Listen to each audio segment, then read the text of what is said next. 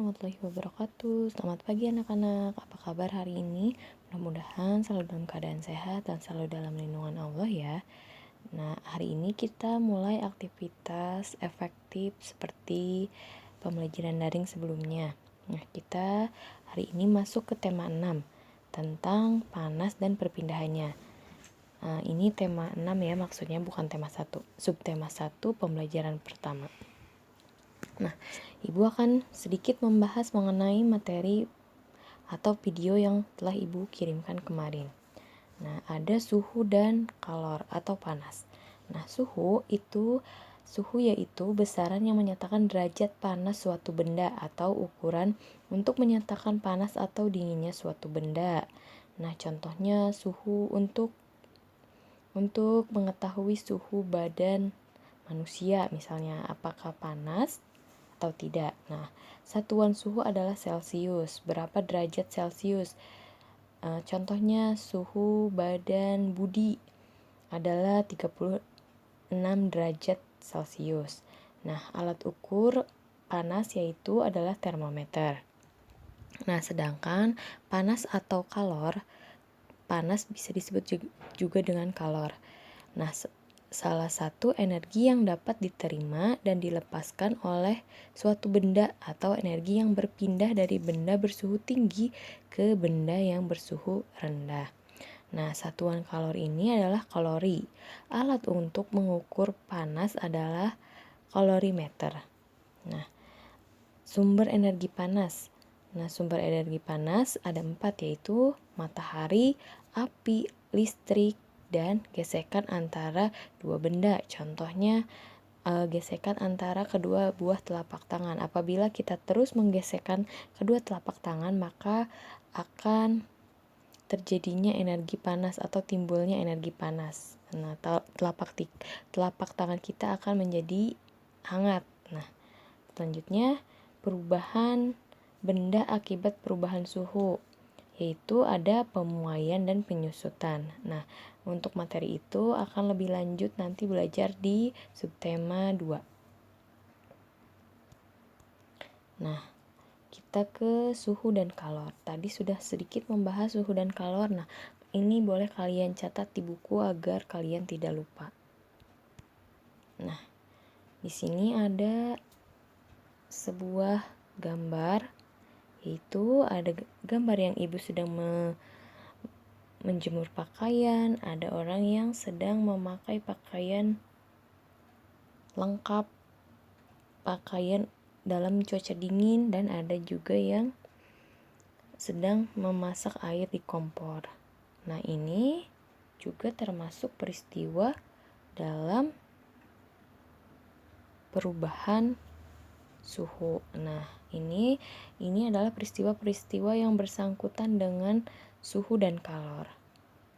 Nah, di sini ada sebuah teks tentang sumber energi panas. Benda yang dapat menghasilkan energi panas disebut sumber energi panas. Sumber energi panas dapat kita jumpai di alam. Salah satunya adalah matahari. Matahari merupakan sumber energi panas terbesar. Semua makhluk hidup memerlukan energi panas matahari. Energi panas matahari membantu proses pembuatan makanan pada tumbuhan yang disebut dengan proses fotosintesis. Makanan yang dapat dihasilkan dari fotosintesis menjadi sumber energi pada makhluk hidup lainnya, termasuk manusia. Nah, energi panas matahari dapat menerangi bumi sehingga udara di bumi menjadi hangat. Dalam kehidupan sehari-hari, energi panas matahari dimanfaatkan dalam berbagai kegiatan manusia. Misalnya, panas matahari digunakan untuk mengeringkan padi setelah dipanen, mengeringkan garam, mengeringkan ikan asin, bahkan untuk mengeringkan pakaian yang basah. Nah, cobalah kamu gosokkan kedua telapak tanganmu selama 1 menit. Nah, apakah yang kamu rasakan? Sekarang ambillah sebuah mistar plastik. Kemudian gosok-gosokkan pada kain yang kering selama 2 menit. Lalu sentuhlah permukaan mistar plastik itu. Apa yang kamu rasakan? Nah, setelah melakukan 2 kegiatan tersebut, apakah kamu merasakan panas? Nah, energi panas dapat dihasilkan ketika terjadi gesekan antara 2 benda. Pada kegiatan di atas, gesekan antara kedua telapak tanganmu dan gesekan antara mistar dan kain dapat menimbulkan energi panas.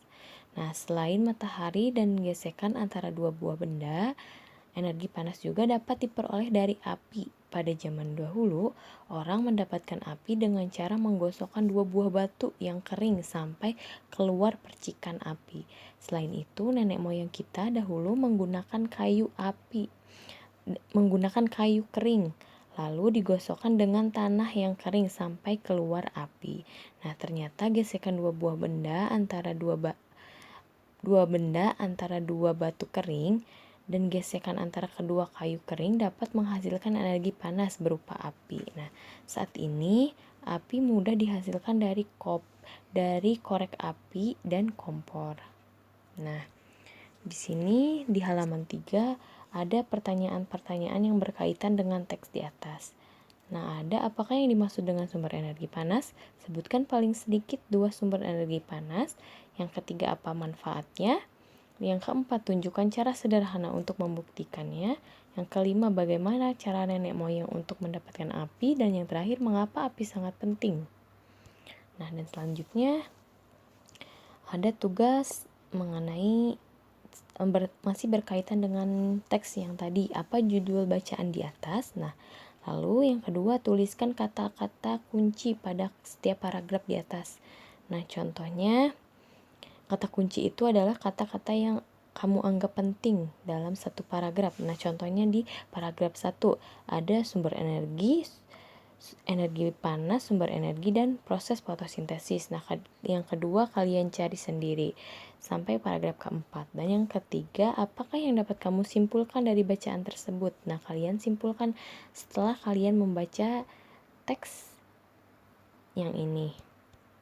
Nah, selain itu ada teks mengamati. Nah, jadi tugasnya ada 3. Yang pertama di halaman 3, halaman 4, dan halaman 6 mengamati. Nah, sumber energi panas ada di mana-mana dan sering kita jumpai dalam kegiatan sehari-hari. Nah, amatilah kegiatanmu pada hari ini di rumah. Sumber energi panas apa saja yang kamu gunakan? Nah, contohnya ada di sini. Kegiatan menanak nasi atau memasak nasi. Alat yang digunakan, panci dan kompor. Nah, sumber energi yang digunakan api dari kompor. Nah, contohnya lagi, menanak nasi dengan menggunakan alat penanak nasi elektrik. Nah, sumber energi panasnya yang digunakan adalah listrik. Nah, kalian amati kegiatan di rumah yang menghasilkan dan menggunakan sumber energi panas. Nah, kalian boleh diskusi dengan kedua orang tua. Nah, sekian pembelajaran untuk hari ini. Kurang lebihnya Ibu mohon maaf. Apabila ada yang masih kurang mengerti atau belum dipahami, boleh tanyakan langsung kepada Ibu. Ditutup. Wabillahi taufiq wal hidayah. Wassalamualaikum warahmatullahi wabarakatuh.